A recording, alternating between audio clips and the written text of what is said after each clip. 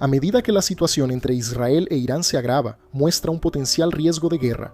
Tenemos que considerar las capacidades reales que Irán posee, qué es verdadero y qué no lo es en su capacidad militar. Y eso es lo que vamos a ver en el video de hoy.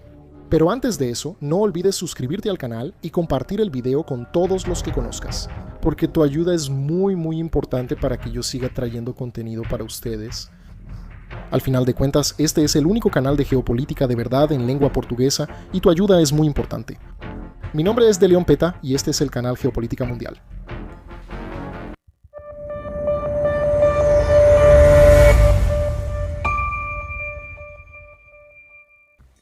Para este video lo estructuré en temas para facilitar la comprensión, y también está enfocado en la parte de estructura, doctrina y la percepción que los iraníes tienen sobre sus cuestiones relacionadas con el área de seguridad y defensa. Y no solo estar mencionando los tipos de vehículos que tienen, porque ya existen muchos canales que hacen eso, y lo primero que tenemos que entender es la cuestión del historial.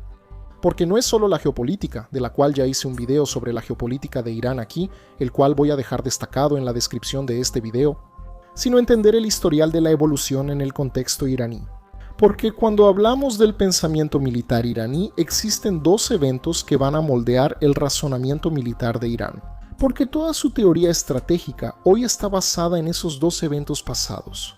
Querer aislar cómo llegamos hasta aquí va a llevar al observador a no entender absolutamente nada, y solo hacer un análisis de cuál vehículo es mejor, cuál vehículo es peor, lo que se aleja de las verdaderas potencialidades. En torno a Irán, la primera cuestión fue la revolución iraní de 1979 y la segunda, la guerra Irán-Irak, entre 1980 y 1988.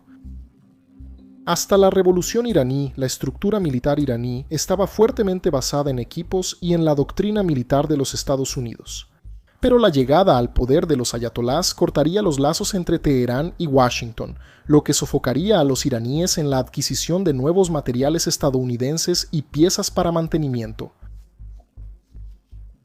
A pesar del clamor popular contra las Fuerzas Armadas después de la revolución, esto fue fuertemente desalentado por las autoridades revolucionarias. El gobierno de los ayatolás se esforzó en prevenir y, siempre que fue necesario, suprimir tales acciones populares de otros sectores contra las Fuerzas Armadas. A pesar de las enormes desconfianzas hacia los militares y de la formación de la Guardia Revolucionaria en paralelo a las fuerzas regulares estatales, este proceso revolucionario no tuvo como resultado grandes purgas, lo que preservó la columna vertebral de las Fuerzas Armadas iraníes, manteniéndola funcional, lo que posibilitó y obligó a los iraníes a adoptar un modelo militar propio, aunque con herencia norteamericana, pero que tendría que improvisar para mantenerse efectivo. Para los soviéticos, ese distanciamiento de Irán con los Estados Unidos era una brecha que debía ser llenada, con la Unión Soviética siendo el primer estado en reconocer al nuevo gobierno de los ayatolás. Pero con el líder supremo, el ayatolá Jomeini, siendo tajante sobre cómo el Islam era incompatible con los ideales comunistas, sobre todo por el ateísmo, la relación entre los dos se enfrió. Durante la guerra Irán-Irak, Moscú suministró directamente a Saddam Hussein grandes cantidades de armas, y también para Irán de manera secreta e indirecta a través de Corea del Norte. Sin embargo, a pesar de los embargos oficiales de Estados Unidos bajo la mesa, Washington también mantuvo el suministro de armas. Como se hizo público con el escándalo Irán-Contras en 1986, lo que nos lleva al segundo evento que iba a moldear a Irán, la guerra Irán-Irak. Oficialmente, Irán estaba aislado, con la Unión Soviética y las familias reales del Golfo apoyando formalmente a Saddam Hussein en Irak, que temían que el fervor revolucionario iraní se extendiera, alcanzando a otras realezas de la región, sobre todo a la jordana y la saudita. Pero tampoco era conveniente un líder nacionalista árabe fuerte, como Saddam Hussein, que pudiera unificar al mundo árabe, ni tampoco fortalecer demasiado a las familias reales islamitas. Lo que hizo que, como acabo de decir, en secreto, extraoficialmente, tanto Estados Unidos como la Unión Soviética también abastecieran a Irán. En realidad, era interesante para Washington y Moscú que el mundo árabe y el mundo persa siguieran luchando entre sí. Los iraníes sufrieron duras derrotas al inicio de la guerra, con Irak, que estaba mejor equipado, e incluso sufrieron ataques con armas químicas por parte de los iraquíes. Pero la adaptación estratégica, el gran volumen de soldados, junto con el buen uso de su geografía extensa y montañosa, terminó desgastando a las fuerzas iraquíes, al punto de que dejaron de ser efectivas en el frente iraní. Eso les enseñó a los iraníes cómo su atraso tecnológico y material sería un problema a largo plazo, a medida que surgieran nuevas tecnologías más letales y más precisas. Tal vez ya no tendrían la misma suerte que tuvieron en esa ocasión, y pronto tendrían que solucionar esa vulnerabilidad. Entonces llegamos a la cuestión de la percepción iraní, que una vez que estos dos eventos que mencioné fueron los que moldearon la visión militar de Irán, la estructura de defensa iraní siempre ha estado consciente de esa desventaja y de la inferioridad técnica y numérica en relación con Estados Unidos y otras fuerzas de Occidente. Por eso se enfocaron en tres cosas, desde principios de los años 2000, sobre todo después de la guerra de Irak, en 2003, cuando parecía inevitable que Irán sería el siguiente objetivo después de Irak. La primera, en modernizar su capacidad militar tecnológicamente, al menos lo suficiente como para protegerse y tener cierta equivalencia con las fuerzas occidentales, sobre todo en su capacidad antiaérea y electrónica. La segunda, en lograr ganar tiempo y obstaculizar las ambiciones geopolíticas occidentales y sunitas en Medio Oriente, a través de guerras indirectas, utilizando milicias chiitas para guerras irregulares y por medio de terceros. Y la tercera, el desarrollo de su capacidad nuclear y balística. Esa interpretación resultó ser correcta ahora, mirando 20 años atrás. Porque cuando miramos el mundo de 2003, mientras Estados Unidos estaba invadiendo Irak, los iraníes también tenían que preocuparse por fuerzas occidentales ocupando Afganistán, y con bases posicionadas al sur en Arabia Saudita, Emiratos Árabes, Omán y en el noroeste del país, en Azerbaiyán, y además el miembro de la OTAN, Turquía, que sirvió como plataforma territorial de ataque contra Irak y podría hacer lo mismo contra Irán. Parecía inevitable, en ese momento, una invasión a Irán, pero a medida que la guerra en Irak se complicó y en Afganistán se volvió prolongada y sin resultados, la invasión inminente fue siendo reemplazada por un inminente bombardeo conjunto estadounidense. Lo que los iraníes aprendieron es que Irak fue falsamente acusado de tener armas de destrucción masiva y por eso fue invadido, mientras que Corea del Norte, que de hecho las tenía, fue seriamente amenazada de invasión. Esa ecuación les mostró a las élites del país, los ayatolás, que si Saddam Hussein realmente hubiera tenido armas nucleares en su poder, no habría sido asesinado. Por lo tanto, ellos también deberían tenerlas para asegurar su supervivencia. Los iraníes emprendieron guerras en el norte de Irak contra las fuerzas de ocupación de Estados Unidos, a través de milicias chiitas que eran entrenadas por su fuerza de élite, las fuerzas Quds, y en algunas operaciones, los propios Quds actuaron directamente. Eso les dio más tiempo, y el inminente bombardeo estadounidense, poco a poco, dejó de existir, y fue sustituido por el entonces inminente bombardeo israelí, que vivía denunciando a Irán de estar desarrollando en secreto armas nucleares. En ese sentido, las intervenciones de la OTAN en Libia y Siria, a principios de la década de 2010, enseñaron a los iraníes que la superioridad aérea occidental podría arrastrar a un país a la miseria, incluso sin tropas en el terreno, lo que hizo que los iraníes rápidamente se apresuraran a desarrollar y aumentar su capacidad antiaérea, sobre todo con la adquisición de dispositivos como el S-200 y S-300 de Rusia, además de una fuerte inversión en el desarrollo de tecnología propia para sistemas de detección y defensa antiaérea en colaboración con ingenieros chinos y rusos, aunque no se sabe exactamente la profundidad de esa cooperación. Así, el gran problema israelí para cualquier ataque en Irán hoy son dos. El primero, cómo atacar tantos objetivos dispersos en un país grande, montañoso y que posee un sistema de defensa antiaérea en gran cantidad. Y, segundo, ¿cómo llegar hasta Irán sin alertar a los sistemas de detección iraníes? Los israelíes así se vieron llevados a un dilema, porque una opción serían los vuelos a baja altitud, intentando evitar los radares iraníes, pero que, debido a la baja altitud, genera más resistencia del aire y por consecuencia aumenta el consumo de combustible. Eso obligaría a parte de sus aviones a tener que reabastecer en vuelo, lo que aumentaría las posibilidades de alerta de las defensas iraníes. O volar muy alto, evitando la resistencia del aire y con eso ahorrando combustible, pero corriendo el riesgo de que el ataque sea detectado muy temprano. Y me parece impresionante cómo la lectura de la geografía y la logística determinan si un evento será o no real. porque la mayoría de los canales de YouTube que se proponen hacer análisis pobres de guerra simplemente ignoran cómo las cosas necesitan ser movidas y lo extremadamente difícil que es eso.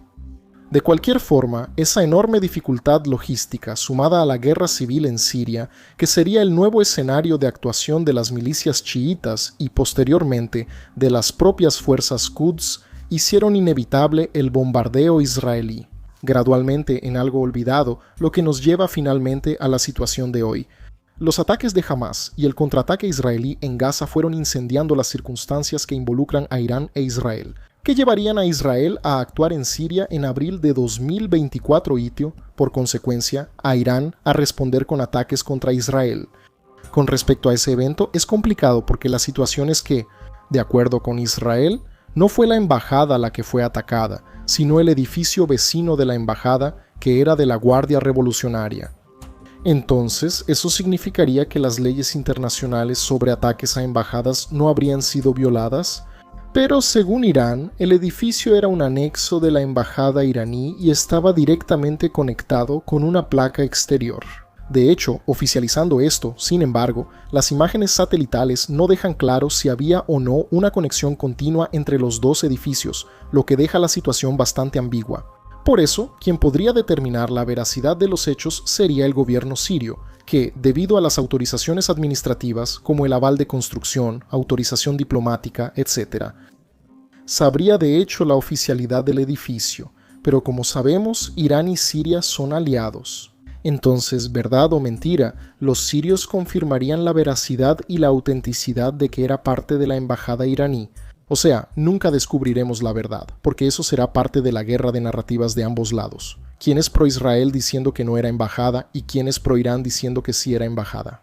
Entonces, creo que no vale la pena enfocarse en quién tiene razón, sino en el cálculo matemático de fuerzas y eventos, lo que nos lleva, de nuevo, a una amenaza de guerra entre los dos países. Las dificultades logísticas que mencioné de Israel hasta ahora para atacar a Irán siguen siendo las mismas. Aunque ya hace algunos años que Israel tiene algunas unidades del caza estadounidense F-35, lo que podría hacer que este ataque sea un poco más factible. Por así decirlo, aunque sigue siendo incierta su efectividad en caso de un ataque contra Irán. Por otro lado, un intento iraní de mover tropas contra Israel también es irreal, dada la cantidad de soldados que tendrían que movilizar y la cantidad de equipos que tienen hoy en día para eso. Además, tendrían que atravesar dos países con una infraestructura bastante mala. Sin embargo, la diferencia está en el uso de drones y misiles, que permiten ataques que antes serían inviables o demasiado arriesgados. Entonces, tenemos la estructura militar actual y la condición militar de Irán hoy en día. En un primer momento puede dar la impresión de debilidad y antigüedad, pero una mirada más atenta va a mostrar que no es así. Los iraníes se adaptaron de la forma que pudieron, con los pocos recursos que tenían, construyendo una fuerza alternativa a la guerra moderna bastante eficiente. Entonces, ¿merece cuidado en términos de fuerza? Hoy, Teherán mantiene dos brazos armados, el ejército regular y el cuerpo de guardianes de la Revolución Islámica, el IRGC.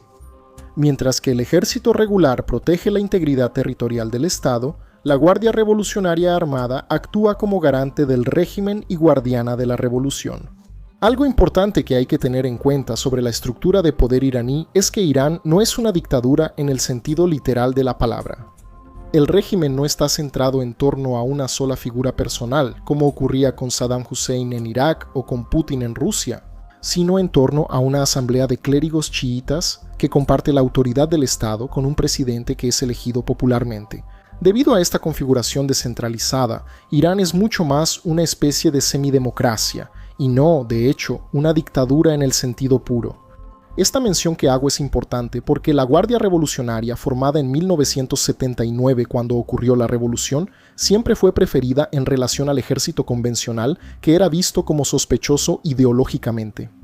Ellos garantizan que Teherán ejerza presión regional mediante acciones directas e indirectas, siendo responsables del arsenal de misiles, superficie y superficie del país. Sin embargo, la división entre los dos ejércitos es económicamente ineficiente y duplicativa, dispersando los recursos disponibles de manera más amplia de lo que sería de otra manera. La Guardia Revolucionaria refleja las tres ramas de las Fuerzas Armadas regulares, con unidades terrestres, marítimas, aéreas y espaciales. manteniendo una estrecha asociación con el liderazgo de Irán. Su fuerza aeroespacial, es decir, la de misiles, es responsable del inventario de misiles de corto y mediano alcance, que es el centro de su política de disuasión hoy en día. Mientras tanto, su fuerza Quds está encargada de apoyar a milicias o actores no estatales en conflictos regionales que promuevan los objetivos geopolíticos del país. La Guardia Revolucionaria, a pesar de estar vinculada a la élite del gobierno, enfrenta problemas con su equipo. De la misma manera que las Fuerzas Armadas regulares, con excepción de algunos tipos de misiles y drones, la mayoría de su equipo es obsoleto. Sus principales tanques de batalla y vehículos de combate de infantería son similares a los del ejército regular, compuestos principalmente por modelos antiguos. El tanque más moderno en su arsenal es el T-72S, obtenido en negociaciones con la Unión Soviética a finales de los años 80 y principios de los años 90, y sus vehículos blindados son, en su mayoría, de origen soviético, con diseños que datan de las décadas de los 50 y 60, y aunque Irán afirma haber producido tanques como el Kahar de manera doméstica, nunca fue realmente empleado en batalla. Entonces no sabemos si realmente es efectivo o solo una propaganda. Su fuerza aérea oficialmente posee cazas estadounidenses F-14 adquiridos antes de la Revolución de 1979, pero además de ser inadecuado para el teatro aéreo de la década de 2020, todavía se sospecha que quizá ni siquiera esté operativo. Su fuerza aérea también posee otros cazas, como el ruso MiG-29, el F-7 Chengdu de China, el Mirage de Francia y los estadounidenses F-5 y F-4, además de algunas copias de desarrollo propio en pequeña cantidad. Pero todos o son inadecuados para un escenario de combate aéreo de 2020 o sufren por falta de piezas. Recientemente, se anunció la llegada de cazas rusos Su-35 que deberían revitalizar parcialmente su capacidad aérea, sobre todo en la defensa territorial del país, ya que difícilmente serían empleados de forma ofensiva hacia el exterior dado el enorme riesgo que eso implicaría. Esa dificultad para mantener una fuerza aérea se debe principalmente a los costos y a la dificultad de acceso a piezas de repuesto en el mercado global, lo que hizo que sus Su-22 extremadamente antiguos que estaban retirados y almacenados fueran parcialmente reactivados, pero al igual que los demás difícilmente tendría posibilidades en un escenario de combate moderno. Claro que, con excepción del Su-35 que aún está por ser entregado. Los sistemas antiaéreos iraníes, como quedó expuesto en los ataques que sufrieron en Siria, siguen siendo deficientes cuando se operan en pequeños números y de forma aislada, y aparentemente no logran hacer frente a los cazas F-35, lo que obliga a Teherán a tener que mantener grandes volúmenes concentrados en regiones con objetivos estratégicos. Aunque Irán ha sufrido mucho por la falta de asistencia técnica extranjera y de tecnología, inmediatamente después del establecimiento de su programa de misiles balísticos, allá en la década de los 80, ellos, desde entonces, han hecho enormes progresos en la conquista de la autosuficiencia. Curiosamente, por medio de la adquisición, a través del mercado negro, de tecnologías de misiles y del desarrollo propio. Los desarrollos recientes en el programa de misiles balísticos de Irán se resumen en los siguientes puntos. Énfasis en la mejora de la precisión y, por lo tanto, de la utilidad de sus sistemas. Desarrollo de sitios de lanzamiento fijos y de vehículos móviles para aumentar la capacidad de supervivencia. Producción de misiles de combustible sólido para una fuerza más reactiva y construcción de sitios de almacenamiento y lanzamientos subterráneos para aumentar su capacidad de supervivencia. Entonces tenemos la tecnología de misiles, que quizás sea el aspecto más importante de Irán. El arsenal de misiles balísticos de Irán tiene una amplitud y profundidad muy grande. Se estima que Irán opera al menos 20 tipos diferentes de sistemas. Y el Comando Central de Estados Unidos estimó, en 2022, que Irán posee más de 3.000 misiles balísticos de todo tipo y de diferentes alcances, desde corto hasta mediano y largo alcance. A pesar del evidente interés de Irán en poseer un gran arsenal, sus líderes han adoptado un enfoque pragmático, priorizando el desarrollo de sistemas cada vez más avanzados y deteniendo la producción de equipos considerados obsoletos. La interrupción de la producción de misiles balísticos de corto alcance de la etapa Shahab 1 y 2, que son móviles, en 2015, y el cambio hacia el desarrollo de la variante mejorada, como el Qiani, es un ejemplo de ello. Este enfoque ha sido guiado por el deseo del liderazgo iraní de mejorar la utilidad y la letalidad de su arsenal de misiles balísticos. La precisión se mejoró mediante la modernización de equipos de guiado, incluyendo sistemas de guiado basados en tierra, terminales y strap-down, que son un tipo de sistema de guiado utilizado en misiles y otras armas guiadas, donde los sensores de guiado como giroscopios y acelerómetros están montados directamente en la parte de la ojiva del misil, generalmente en la parte superior, y están fijados directamente a su estructura en lugar de estar montados en una plataforma giratoria dentro del objeto. El misil balístico de alcance medio Sahil, 2 de 2 etapas y móvil, por ejemplo, puede beneficiarse de la modernización con un sistema de guiado strap-down más moderno.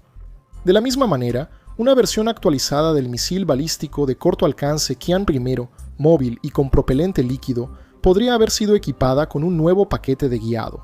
Dada la evidente precisión del misil cuando fue utilizado en el ataque contra las fuerzas de Estados Unidos en una base aérea en Irak, el 8 de enero de 2020, la clase de misiles Fatah también recibió varias mejoras de guiado, incluyendo la adición de un buscador electro-óptico para guiado terminal en la variante Fatah Mobim, móvil y con propelente sólido. Esa variedad de dispositivos con propelentes sólidos y líquidos hace que Irán tenga los de propelente sólido como respuesta rápida y los de propelente líquido a un precio más barato.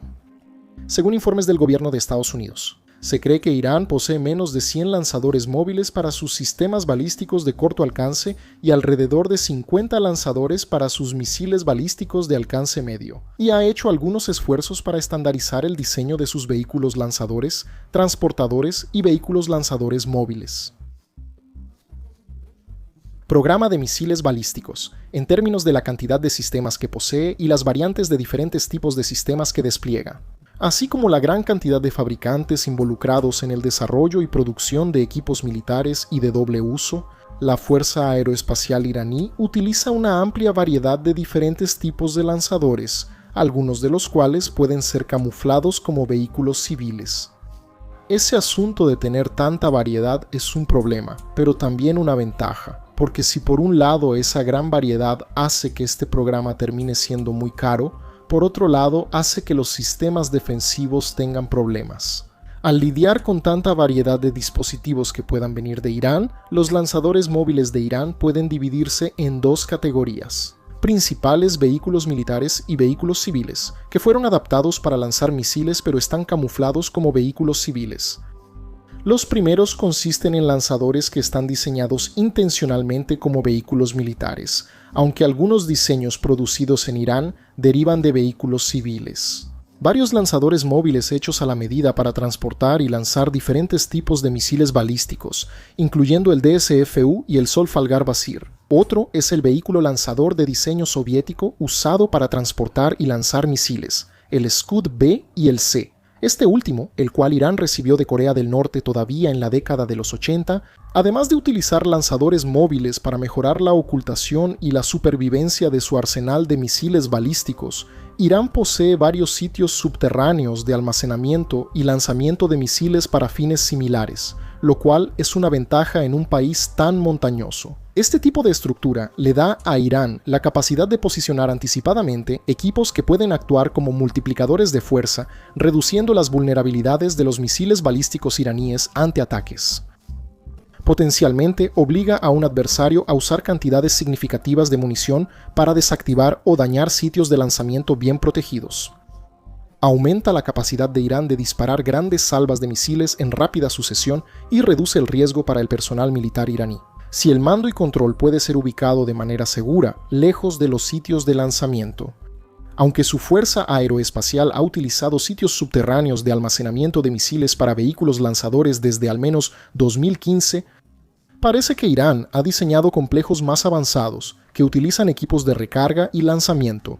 Mientras que los sitios de almacenamiento subterráneos diseñados anteriormente por la Fuerza Aeroespacial están bien protegidos bajo terreno montañoso, su utilidad puede verse reducida si un adversario impide la entrada y salida de los vehículos lanzadores móviles apuntando a las entradas de los túneles. Irán parece haber hecho algún intento de minimizar esta vulnerabilidad, ya que algunos de sus nuevos sitios parecen contar con sistemas ferroviarios automatizados internos para transportar misiles a través de los túneles, junto con silos de almacenamiento rotativo y silos de lanzamiento, Esto permitiría mover rápidamente los misiles dentro de los complejos de túneles, recargar más rápido y lanzar salvas de misiles desde dentro del complejo en rápida sucesión, almacenar misiles. De esta manera, también se incrementa la cantidad de espacio disponible, ya que existe una gran necesidad de espacio para los misiles de largo alcance.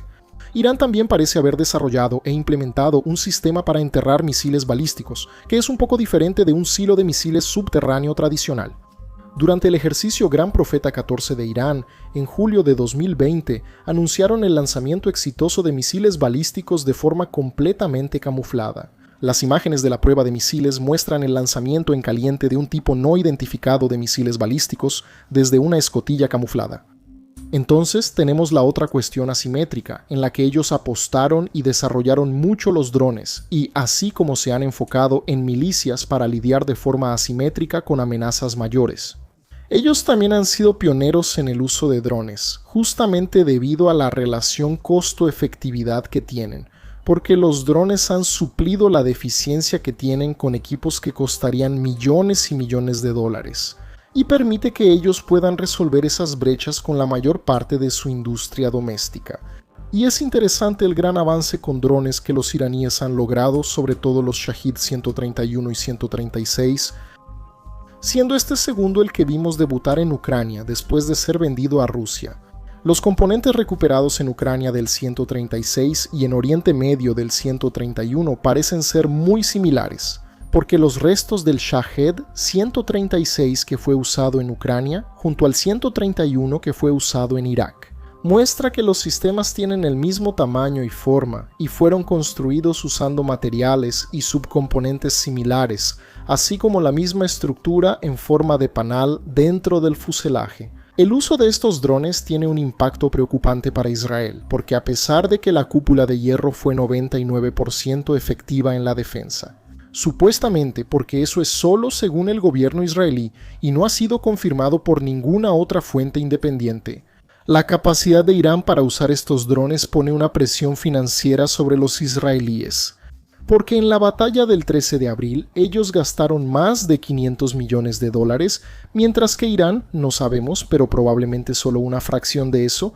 El abaratamiento de la guerra causado por los drones ha impactado en Ucrania y será un problema para el futuro de Israel.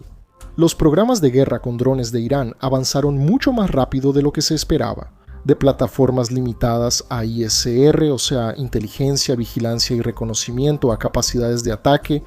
Esto marca un indicador valioso que muestra la trayectoria de Irán. Un informe de 2019 destacaba que Irán estaba en una trayectoria muy rápida de evolución en la fabricación y desarrollo de drones. Y eso terminó confirmándose ahora, en 2023 y 2024. Esto se ejemplifica con la transición del Mojajir 1 que se usaba solo para monitoreo durante la guerra Irán-Irak, allá en la década de los 80, al Mojajir 6 que ahora se considera un recurso eficaz para las operaciones de ataque. Esa evolución representa un gran salto en el potencial militar de los iraníes, permitiéndoles proyectar poder e influencia a un nivel más amplio que antes. Además, Irán no solo desarrolló sus propias capacidades de drones, sino que también se convirtió en un proveedor de estas tecnologías para Rusia. Esta asociación resalta la creciente importancia de Irán en el escenario internacional como un actor significativo en el campo de la tecnología militar, algo hasta ahora inusual. Otra cosa es la integración de misiles y drones en paquetes de ataques mixtos, como vimos en Israel, lo que representa un cambio en la estrategia militar de los iraníes. Este enfoque desafía las defensas convencionales y permite a Irán ejecutar operaciones más complejas y coordinadas, y con un costo relativamente bajo. Y dentro de este contexto tenemos la cereza del pastel, la cuestión nuclear, porque considerando su avanzado programa aeroespacial de misiles y el curioso programa de drones, ese es un punto que hará aún más diferencia en el futuro, su factor nuclear. Porque lo que quedó claro es que en caso de que Irán desarrolle la capacidad nuclear plena, lo que implica no solo la creación de armas nucleares, sino también la miniaturización de la ojiva para que pueda caber en su ya sofisticada tecnología de misiles. Israel entonces tendría un problema extremo en sus manos. El programa nuclear iraní fue así pulverizado y dispersado por el país y no concentrado, para que, en caso de ataques, no se perdiera todo el programa de una sola vez, como sucedió con el programa nuclear iraquí en 1981 cuando Israel, en la Operación Babilonia, destruyó la planta que estaba en construcción. Eso dificulta la neutralización completa de su programa nuclear. Con la caída de la Unión Soviética, las relaciones entre Teherán y Moscú experimentaron un aumento repentino en las relaciones diplomáticas y comerciales, con Rusia heredando rápidamente los acuerdos de armas que existían entre los soviéticos e iraníes. Y, a mediados de la década de 1990, Rusia ya había acordado continuar trabajando en el desarrollo del programa nuclear de Irán, con planes para terminar la construcción de la central nuclear de Bushehr, que había sido pospuesta por casi 20 años desde principios de los años 2000. La construcción de instalaciones de enriquecimiento de uranio mediante centrífugas de gas en Teherán ha sido la principal fuente de preocupación por el posible desarrollo de armas nucleares. Las centrífugas de gas enriquecen el uranio haciendo girar un gas de uranio a alta velocidad para aumentar la concentración del isótopo de uranio. Estas centrífugas pueden producir tanto uranio poco enriquecido, que se utiliza en reactores nucleares, como uranio altamente enriquecido, que es uno de los dos tipos de material fisionable usados en armas nucleares. El Plan de Acción Integral Conjunto, que es un acuerdo firmado entre Irán y Alemania, China, Estados Unidos, Francia, Reino Unido y Rusia, de 2015, exige que los iraníes impongan varias restricciones a su programa nuclear, además de aceptar requisitos específicos de inspecciones. Pero el presidente Donald Trump anunció en mayo de 2018 que Estados Unidos estaba poniendo fin a su participación en el acuerdo. Después de esa decisión, Irán dejó de implementar la mayor parte del acuerdo y de aceptar el monitoreo de la Agencia Internacional de Energía Atómica. La expansión del programa de enriquecimiento de Irán redujo el tiempo necesario para que puedan producir una cantidad suficiente de uranio altamente enriquecido que puede ser usado en armas nucleares. Las restricciones que el acuerdo había impuesto al programa nuclear de Irán lo mantuvieron bajo control, garantizando que por lo menos durante unos 10 años, Teherán necesitará al menos un año para producir ese uranio enriquecido en cantidad suficiente para ser usado en un arma nuclear. Pero el número de centrifugadoras instaladas por Irán, la masa y la concentración de uranio 235 en el stock de uranio enriquecido de Teherán están por encima de los límites exigidos por el acuerdo. Los iraníes aún no tienen el diseño viable del arma nuclear ni un sistema de detonación explosiva adecuado para eso, y tal vez puedan necesitar más experiencia en la producción de metal de uranio, que es un metal enriquecido de grado militar, para su uso en un arma nuclear. Hasta el momento en que grabo este video, Irán no habría retomado el trabajo en su investigación de armas. Irán va a necesitar aproximadamente un año para concluir las etapas de armamentización, es decir, pasar esta tecnología de uso civil a uso como arma. Entonces, por ahora, no hay evidencias que indiquen que los iraníes realmente estén intentando desarrollar armas nucleares, y aunque las hubiera, según la inteligencia estadounidense, tomaría alrededor de un año. Además, todavía no tienen la tecnología para miniaturizar las armas nucleares, lo que significa hacer que el dispositivo nuclear quepa dentro de sus misiles para ser lanzado hacia el objetivo. Pero claro, eso suponiendo que no reciban ayuda de algún país que ya domine todas esas tecnologías. Y, en ese sentido, a pesar de que Rusia y China se han presentado como socios a nivel estratégico, ninguno de los dos países quiere un Irán nuclear que podría, en el futuro, volverse en contra de sus intereses, y tratando de actuar por su cuenta. Y justo en la boca del divisor de Medio Oriente, con Asia Central. Por otro lado, un país que históricamente ha ayudado a Irán de diversas formas ha sido Corea del Norte, que, por ahora, hasta abril de 2024, no posee la tecnología de miniaturización, pero que, si lo logra, podría llegar a ayudar a los iraníes a cambio de recursos escasos para el régimen de Pyongyang. Pero claro, esto es especulativo. Pero sería, hasta el momento, la única forma en que Irán podría acelerar ese plazo mínimo de un año para poder desarrollar sus armas nucleares, y aún varios años más para poder miniaturizarlas. Así que lo que queda más o menos claro con respecto a esta estructura militar iraní es que, a pesar de no tener recursos suficientes para poder modernizar su ejército, de la forma tradicional y a gran escala, priorizaron puntos estratégicos que terminan siendo efectivos a largo plazo, y minando los intereses de potencias más ricas de una manera más barata y eficiente. Si esto va a dar resultado o no, solo el tiempo lo dirá. Gracias a todos, espero que les haya gustado. Consideren la posibilidad de hacerse miembros. No solo vas a ayudar mucho al canal para que siga existiendo, porque actualmente la única forma de que el canal exista es con la ayuda de los miembros. Además, vas a tener acceso anticipado de un mes a los videos del canal, y también a los podcasts completos, transmisiones en vivo exclusivas conmigo y videos exclusivos de algunos cursos que puse para los miembros. Un abrazo y nos vemos en el próximo video.